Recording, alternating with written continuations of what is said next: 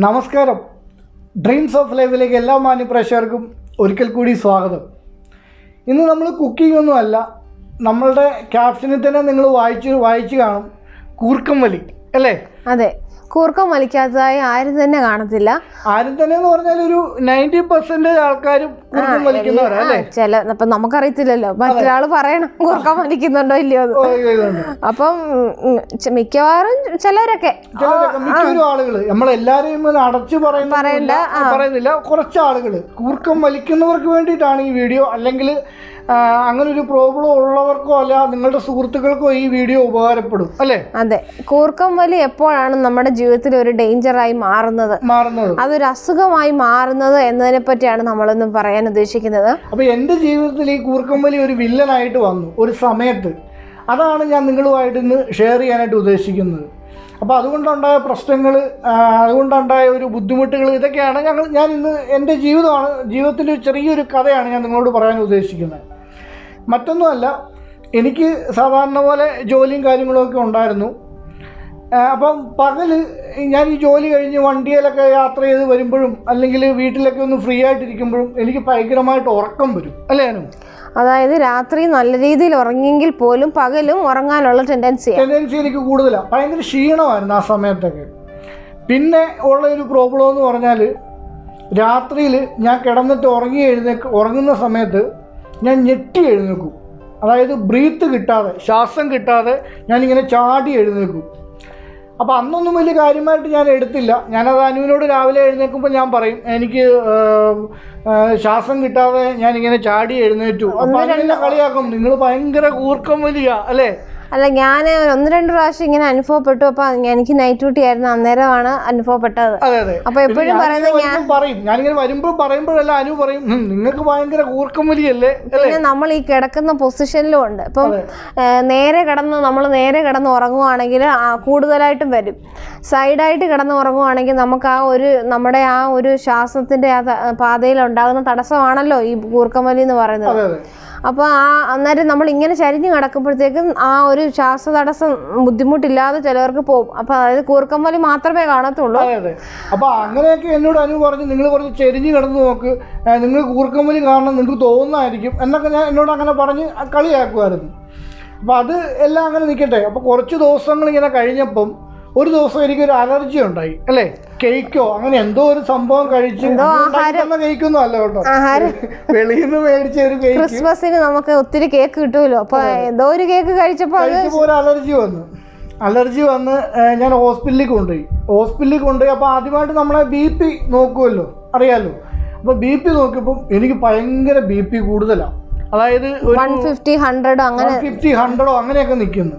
അപ്പോൾ ഡോക്ടർ പെട്ടെന്ന് തന്നെ എന്നോട് ചോദിച്ചു, നിങ്ങൾ BPക്ക് മരുന്ന് കഴിക്കുന്നുണ്ടോ എന്ന് ചോദിച്ചു. ഞാൻ പറഞ്ഞു, ഇല്ല മരുന്നൊന്നും കഴിക്കുന്നില്ല. അപ്പോൾ നിങ്ങളുടെ ആർക്കെങ്കിലും BP ഉണ്ടോ എന്ന് ചോദിച്ചു. ഞാൻ പറഞ്ഞു, എനിക്ക് അങ്ങനെ BP ഒന്നുമില്ല, ആർക്കും വേറെ പ്രശ്നങ്ങളൊന്നും ഇല്ലെന്ന് പറഞ്ഞു. ഓക്കെ, അന്ന് അലർജിയുടെ മരുന്നും മറ്റു കാര്യങ്ങളും എല്ലാം കഴിച്ചിട്ട് പോന്നു. അപ്പോൾ ഡോക്ടർ എന്നോട് പറഞ്ഞു, നിങ്ങൾ BP ഒന്ന് നോക്കണം ഇടയ്ക്കെന്ന് പറഞ്ഞു. ഞാൻ വലിയ കാര്യമായിട്ടൊന്നും എടുത്തില്ല. നമ്മൾ ഓക്കെ അതെല്ലാം കഴിഞ്ഞു, അലർജി എല്ലാം മാറി, കുഴപ്പമൊന്നുമില്ല, വീട്ടിലോട്ട് പോന്നു. കുറേ ദിവസം കഴിഞ്ഞപ്പം വേറെ ഒരു പ്രശ്നം എനിക്കുണ്ടായി അല്ലേ? വേറെ പ്രശ്നം എന്ന് പറഞ്ഞാൽ ഈ നെഞ്ചിടിപ്പ് ഭയങ്കരമായിട്ട് കൂടുന്നു. അങ്ങനെ പെട്ടെന്ന് അതൊരു 3-4 ദിവസമായിട്ട് മാറുന്നില്ല, ആ ഒരു സംഭവം അങ്ങനെ നിൽക്കുന്നു. അപ്പോൾ ഉടനെ തന്നെ എന്നെ ഹോസ്പിറ്റലിൽ ഞാനും അനുവും കൂടെ ഒന്ന് പോയി, ഇവിടുത്തെ ക്ലിനിക്കിൽ പോയി കാണിച്ചപ്പോഴും ഡോക്ടർ എന്നോട് ചോദിച്ചു, നിങ്ങൾക്ക് BP ഉണ്ടോ എന്ന് ചോദിച്ചു. BPയുടെ മരുന്നൊക്കെ അന്ന് കഴിക്കേണ്ടി വന്നു. ഉണ്ടോയെന്ന് ചോദിച്ചു, മരുന്ന് കഴിക്കുന്നുണ്ടോയെന്ന് ചോദിച്ചു. ഞാൻ അന്നും പറഞ്ഞില്ല, മരുന്നൊന്നും കഴിക്കുന്നില്ല, എനിക്ക് കുഴപ്പമൊന്നുമില്ലെന്ന് പറഞ്ഞു. ഉടനെ അവർ BP നോക്കുമ്പോൾ ഭയങ്കര ഹൈയാണ്. അന്ന് BPയുടെ ഗുളിക എനിക്ക് തന്നു. അറിയാമല്ലോ, പെട്ടെന്ന് BP കൂടിക്കഴിയുമ്പോൾ നമുക്ക് തരുന്നത് നാക്കിന് അടിയിലിട്ട് ഇങ്ങനെ അലിച്ച് കഴിക്കുന്ന ഒരു ഗുളികയാണ്. അത് കഴിച്ച് BP എല്ലാം നോർമലായി. അപ്പോൾ ഡോക്ടറിനോട് പറഞ്ഞു, തനിക്ക് നന്നായിട്ട് BP ഉണ്ട്, കഴിഞ്ഞ പ്രാവശ്യം വന്നപ്പോഴും BPയുടെ ഒരു സിംറ്റംസ് ഞാനിങ്ങനെ കണ്ടിരുന്നു, അപ്പോൾ ഈ തവണ നല്ല BP ഉണ്ടല്ലോ, അതെന്തുകൊണ്ടാണ് അങ്ങനെ വല്ലതും ശ്രദ്ധിച്ചിട്ടുണ്ടോ എന്ന് ചോദിച്ചു. അപ്പോൾ വൈഫിനോട് പറഞ്ഞു, ഇനിയും മസ്റ്റായിട്ടും BP നോക്കണം, ചെക്ക് ചെയ്തോണമെന്ന് പറഞ്ഞു. അപ്പോൾ അന്നും വലിയ കാര്യമായിട്ട് എടുത്തില്ല, ഇങ്ങനെ വീട്ടിൽ പോന്നു. പക്ഷേ ഞാനാണ് അന്ന് കാര്യമായിട്ട് എടുക്കാഞ്ഞ ആൾ. അനു അത് കാര്യമായിട്ട് എടുത്തു. അങ്ങനെ അനു ഇതിനെപ്പറ്റി റിസർച്ച് ചെയ്യാൻ തുടങ്ങി. കാരണം എൻ്റെ കൂർക്കം വലി ബ്രീത്ത് കിട്ടാതെ ചാടി എഴുന്നേൽക്കുന്ന പ്രോബ്ലം, BP, ഇതെല്ലാം കൂടെ കൂട്ടി വായിച്ചിട്ട് അനു ഇതിനെപ്പറ്റി ഒരു സ്റ്റഡി നടത്താൻ തുടങ്ങി അല്ലേ? ഇനി അത് അനു പറയും അതെങ്ങനെയാണ് അനു കണ്ടുപിടിച്ചെന്നുള്ളത്. അതായത് ഒബ്സ്ട്രക്റ്റീവ് സ്ലീപ്പ് അപ്നിയ എന്നാണ് ഈ അസുഖത്തിൻ്റെ പേര്. അപ്പോൾ ഇതാണോ എന്ന് എനിക്കൊരു ഡൗട്ട്. അതായത് ഞാനൊരു നേഴ്സാണ്, കൺഫേം ആയില്ല, പക്ഷെ എനിക്ക് അതായിരിക്കും എന്നിങ്ങനെ തോന്നി. 1-2 പേർക്ക് എന്താ പറയുക, നമ്മുടെ ഒരു ഫ്രണ്ട്സിൻ്റെയൊക്കെ ഹസ്ബൻഡ്മാർക്കൊക്കെ കേട്ടിട്ടുണ്ട്. അപ്പം ഞാനിങ്ങനെ ഒരു ഡോക്ടർ നന്ദിനി എന്ന് ഒരു പൾമണോളജിസ്റ്റിൻ്റെ വീഡിയോ കാണുവാനിടയായി. അപ്പോൾ അതിനകത്ത് ഡീറ്റെയിൽ ആയിട്ട് പുള്ളിക്കാരി പറയുന്നുണ്ട്.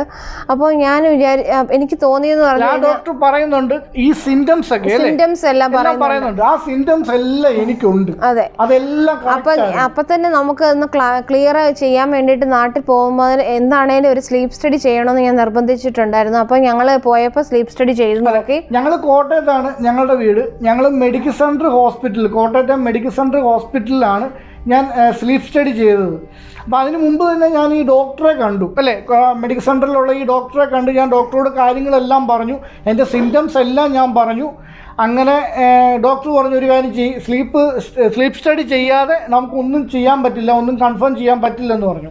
അങ്ങനെ സ്ലീപ്പ് സ്റ്റഡി ചെയ്തു അല്ലേ? അതെ, സ്ലീപ്പ് സ്റ്റഡി എന്ന് പറഞ്ഞാൽ എന്താണെന്ന് നിങ്ങൾ ചിന്തിക്കുന്നുണ്ടാവും, അത് അല്ലേ ഒന്ന് പറഞ്ഞു കൊടുക്കും. അതായത് നമ്മൾ ഒരു രാത്രി മുഴുവനും നമ്മുടെ ഉറക്കത്തിന്റെ സ്റ്റഡി, അതാണ് സ്ലീപ്പ് സ്റ്റഡി എന്ന് പറയുന്നത്. നമ്മൾ ഉറങ്ങുന്നതിന്റെ നമുക്കൊരു ECGയുടെ ലീഡ്സ് എല്ലാം നമ്മുടെ ഇവിടെ ഘടിപ്പിച്ച് വെച്ചിട്ട് ഒരു മെഷീനുമായിട്ട് ഒരു ഡിവൈസുമായിട്ട് അത് ഘടിപ്പിച്ച് വെക്കും. അപ്പോൾ നമ്മൾ രാത്രി നോർമലി ഉറങ്ങുന്ന പോലെ ഉറങ്ങുക, രാവിലെ എത്ര മണിക്കൂർ ഉറങ്ങുന്നോ അത്രയും മണിക്കൂർ നമ്മുടെ ഉറക്കം അത് ക്യാപ്ചർ ചെയ്ത് വെക്കും. അപ്പോൾ അതിനകത്തിൽ കറക്റ്റായിട്ട് നമ്മുടെ ഈ ECGയുടെ വേരിയേഷൻ പോലെ എത്ര പ്രാവശ്യം അതിനകത്തിൽ നമ്മൾ ഉറക്കമില്ലാതെ ശ്വാസമില്ലാതെ എഴുന്നേറ്റു എന്ന് കറക്റ്റായിട്ട് അത് റെക്കോർഡ് ചെയ്യുന്നുണ്ട്. എൻ്റെ കാര്യത്തിൽ ആ ഒരു സ്ലീപ്പ് സ്റ്റഡി ചെയ്തപ്പോൾ ശരിക്കും പറഞ്ഞാൽ ഞങ്ങൾ രണ്ടുപേരും ഞെട്ടിപ്പോയി അല്ലേ? അതായത് നമ്മൾ നോർമൽ ഒരു വ്യക്തി ഒരു 4 മുതൽ 8 വരെയൊക്കെ നമുക്ക് എഴുന്നേക്കാൻ കുഴപ്പമില്ല.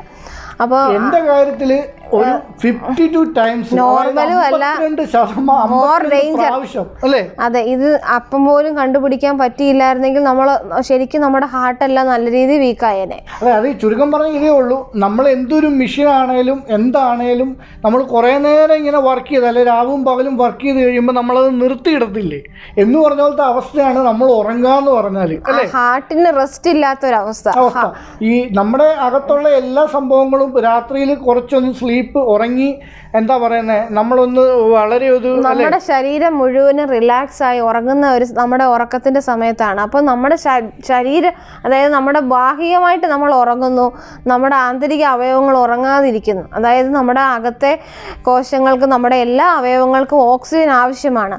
ഈ ഓക്സിജന്റെ അളവ് കുറയുന്നു. അപ്പോൾ നമ്മൾ ഈ ഒരു കൂർക്കമലി വരുന്ന നമ്മുടെ ശ്വാസം നിൽക്കുന്നതോടുകൂടി ഓക്സിജന്റെ അളവ് കിട്ടുന്നില്ല. അളവ് കിട്ടാതെ വരുമ്പോൾ നമ്മുടെ ഹൃദയത്തിന് വളരെയധികം ഭാരത്തിൽ, അതായത് ഞാൻ ചുമ്മാ ഉറങ്ങുന്നുണ്ട്, പക്ഷെ നമ്മുടെ ബോഡി പൂർണ്ണമായിട്ട് ഉറങ്ങുന്നില്ല. നമ്മുടെ മെഷീൻസ് എല്ലാം വർക്ക് ചെയ്തുകൊണ്ടിരിക്കുക, അതായത് ഓവറായിട്ട് വർക്ക് ചെയ്തുകൊണ്ടിരിക്കുക. അങ്ങനെ ഓവറായിട്ട് വർക്ക് ചെയ്തുകൊണ്ടിരിക്കുമ്പോഴാണ് ഈ കൂർക്കമ്പലി ശക്തമായിട്ട് കൂടിയതും പിന്നെ എനിക്ക് ഈ ബ്രീത്ത് കിട്ടാതെ വന്നതും. അപ്പോൾ ഞാനിങ്ങനെ കാര്യങ്ങളെല്ലാം നോക്കി വന്നപ്പോൾ എനിക്ക് ബ്രീത്ത് കിട്ടാതെ വരുന്നതിൻ്റെ കാരണം എൻ്റെ കുറുനാക്കെന്ന് പറയും, അതായത് നമ്മുടെ വായ്ക്കകത്തുള്ള, അറിയാമല്ലോ എല്ലാവർക്കും അല്ലേ? ഇനിയിപ്പം കൂർക്കമ്പലി കൂടുതലും ഈ വണ്ണം ഉള്ളവർക്ക്, ഈ വയറുന്തി നിൽക്കുന്നവർക്കും ഈ കഴുത്തിന്റെ ഈ ഒരു ഏരിയയിൽ ഒട്ടും സ്പേസ് ഇല്ലാത്തവർക്കുമാണ് കൂർക്കമ്പലിക്ക്, അതായത് ഈ ഒരു ശ്വാസം നിന്ന് പോകുന്നത്. അതായത് ഇവിടെ നമുക്ക് ഒട്ടും, നമ്മളിങ്ങനെ ഉറങ്ങി കിടക്കുമ്പോൾ ഇവിടെ ഒട്ടും സ്ഥലം ഇല്ലാതാകുമ്പോൾ ശ്വാസം ഇവിടെ ഇങ്ങനെ നിൽക്കുമ്പോഴത്തേക്കും ശ്വാസം ലങ്സിലേക്ക് പോകാൻ ബുദ്ധിമുട്ട്, അവിടെ ഒരു തടസ്സം നേരിടുന്നു. പിന്നത്തേന്ന് പറഞ്ഞു കഴിഞ്ഞാൽ ചിലവർക്ക് മൂക്കിനകത്ത് ദശ വളരുന്നത്, മൂക്കിന്റെ പാലത്തിന് വളവ് വരുന്നത്, അങ്ങനെ ചില കുട്ടികൾക്കൊക്കെ ആണെങ്കിൽ ടോൺസിലൈറ്റിസ്, അഡിനോയിഡ്സ്, അങ്ങനെ പല പല റീസൺസ് ഉണ്ട് ഇതിന്. അപ്പം നമ്മുടെ റീസൺ എന്ന് പറഞ്ഞു കഴിഞ്ഞാൽ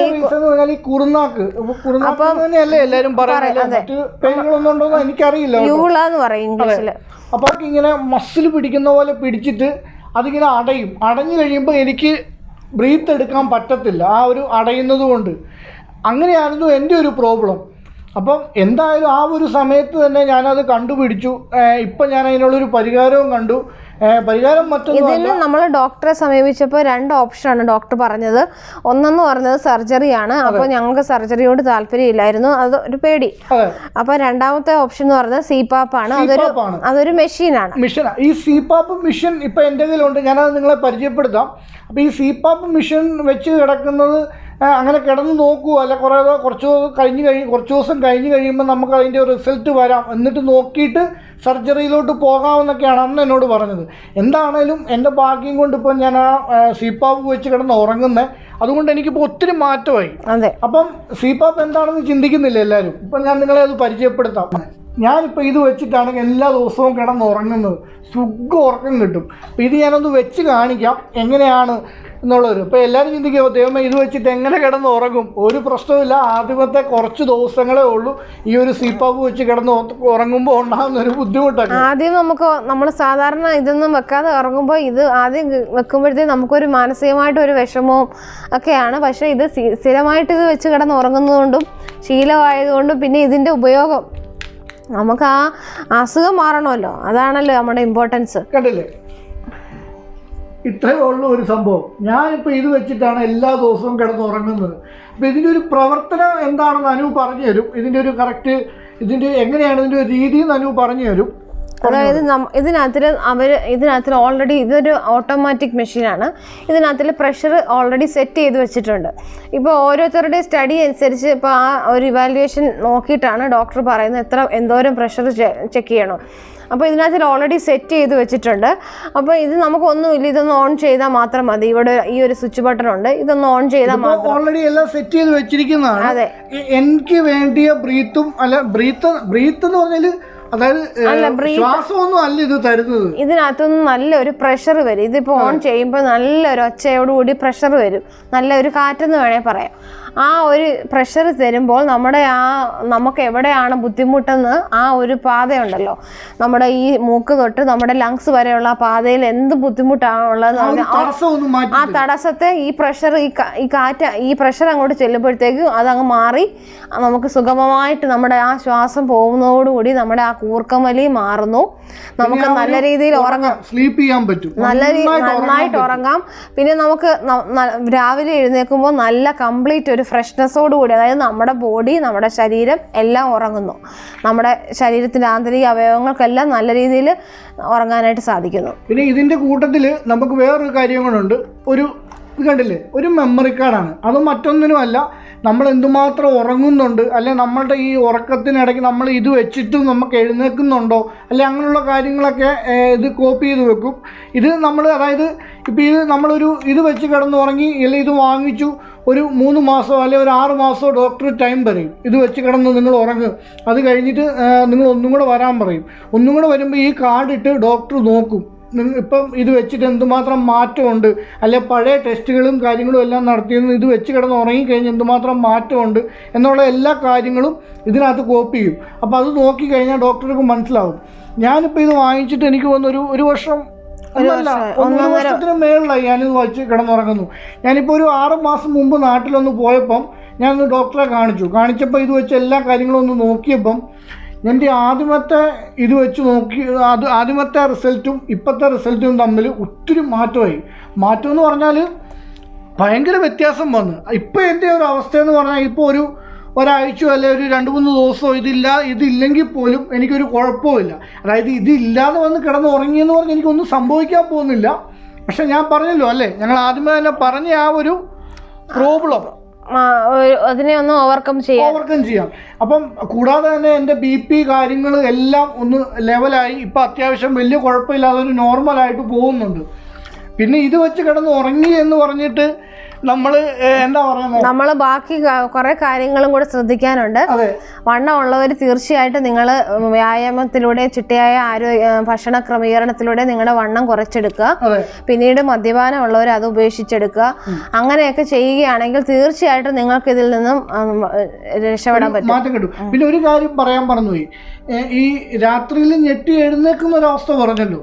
ഈ ഞെട്ടി എഴുന്നേൽക്കുക എന്ന് പറയുന്നത് നമ്മളുടെ ഈ പറഞ്ഞ ബ്രീത്ത് കിട്ടാതെ വരുമ്പോൾ നമ്മളുടെ ബ്രെയിനിലേക്ക് ഒരു സിഗ്നൽ വരും, അവന് ബ്രീത്ത് കിട്ടുന്നില്ല, അല്ല ശ്വാസം ഇല്ല എന്ന് പറഞ്ഞ് നമ്മൾ അങ്ങനെയാണ് നമ്മൾ ചാടി എഴുന്നേക്കുന്നത്. പക്ഷേ ഈ മദ്യപിച്ചിട്ടൊക്കെ കിടക്കുന്നവർ, ചെറുതൊക്കെ കഴിച്ചിട്ട് കിടക്കുന്നവർ ഈ ഒരു സിഗ്നൽ നമ്മുടെ ബ്രെയിനിലോട്ട് കൊടുത്താലും നമുക്ക് എഴുന്നേക്കാൻ പറ്റത്തില്ല.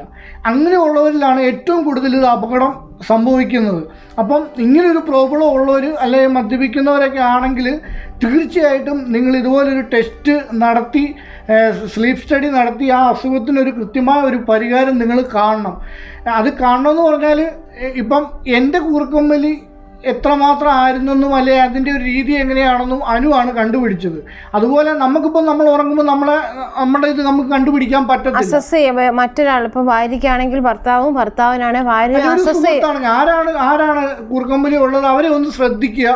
അവർക്ക് ഉറക്കത്തിൽ ബ്രീത്ത് കിട്ടാതെ വരുന്നുണ്ടോ എന്ന് നോക്കുക, അല്ലെ? അങ്ങനെയുള്ള കാര്യങ്ങളൊക്കെ ഒന്ന് നോക്കിയിട്ട്, അല്ലെങ്കിൽ സ്വയമായിട്ട് ഇതുപോലെ രാത്രി ഞാൻ ചാടി എഴുന്നേൽക്കുന്നുണ്ട്, അങ്ങനെ ഒരു പ്രോബ്ലം എനിക്കുണ്ട്, അങ്ങനെ ഉണ്ടെങ്കിൽ അത് ഇതുകൊണ്ടായിരിക്കും.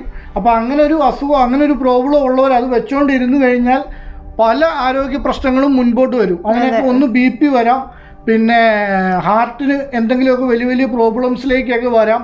പിന്നെ എന്നാ പറഞ്ഞ കൊളസ്ട്രോള്, ഷുഗർ, ഇങ്ങനെയുള്ള അസുഖങ്ങളെല്ലാം, ഡയബറ്റീസ്, എല്ലാം എന്താണോ അതെല്ലാം നമുക്ക് ഫ്യൂച്ചറിലൊക്കെ വരാനുള്ള ചാൻസ് ഉണ്ട്. അപ്പോൾ അതുകൊണ്ട് തന്നെ നിങ്ങൾ വളരെയധികം ശ്രദ്ധിക്കുക. ഇങ്ങനെ പ്രോബ്ലം ഉള്ളവർ തീർച്ചയായിട്ടും ഡോക്ടറെ കാണുക. ഇതുപോലുള്ള സ്ലീപ്പാപ്പോ അല്ലെങ്കിൽ അതിനെന്താണ് ഡോക്ടർ പരിഹാരം തരുന്നതെന്ന് വെച്ചാൽ തീർച്ചയായും ഡോക്ടറുടെ അഭിപ്രായത്തിൽ നിങ്ങൾ മുന്നോട്ട് പോകുക. അപ്പം എൻ്റെ ഒരു ജീവിതത്തിലുണ്ടായ ഒരു അനുഭവം നിങ്ങളുമായിട്ട് പങ്കുവെച്ചതേ ഉള്ളൂ. ഈ മിഷനൊന്നും നിങ്ങളെ ഒന്ന് പരിചയപ്പെടുത്തി എന്നുള്ളതേ ഉള്ളൂ. അല്ലാതെ ഞങ്ങൾ രണ്ടുപേരും ഡോക്ടർമാരോ അല്ലെ അങ്ങനെയുള്ള ഒന്നും അല്ല. ഞങ്ങളുടെ ജീവിതത്തിലുണ്ടായ ഒരു കാര്യമാണ് നിങ്ങളോട് പറഞ്ഞത്. നിങ്ങളുടെ സുഹൃത്തുക്കൾക്കോ അല്ലെങ്കിൽ നിങ്ങളുടെ വീട്ടിലുള്ള ആർക്കെങ്കിലും ഒക്കെ ഇത് ഉപകാരപ്പെടും. അപ്പം എല്ലാവർക്കും ഈ വീഡിയോ ഇഷ്ടപ്പെട്ടെന്ന് വിചാരിക്കുന്നു, അല്ലേ? തീർച്ചയായിട്ടും നിങ്ങൾ മറ്റുള്ളവരുമായിട്ട് ഷെയർ ചെയ്യുക. പിന്നെ തീർച്ചയായും നിങ്ങൾ ആദ്യമായിട്ടാണ് ഈ വീഡിയോ കാണുന്നെങ്കിൽ നിങ്ങൾ സബ്സ്ക്രൈബ് ചെയ്യണം, ലൈക്ക് ചെയ്യണം, ഷെയർ ചെയ്യണം, അല്ലേ? അതെ. അപ്പം എന്തായാലും ഞങ്ങൾ പുതിയൊരു വീഡിയോ ആയിട്ട് നിങ്ങളുടെ മുമ്പിലേക്ക് വരുന്നതാണ്. അപ്പം till then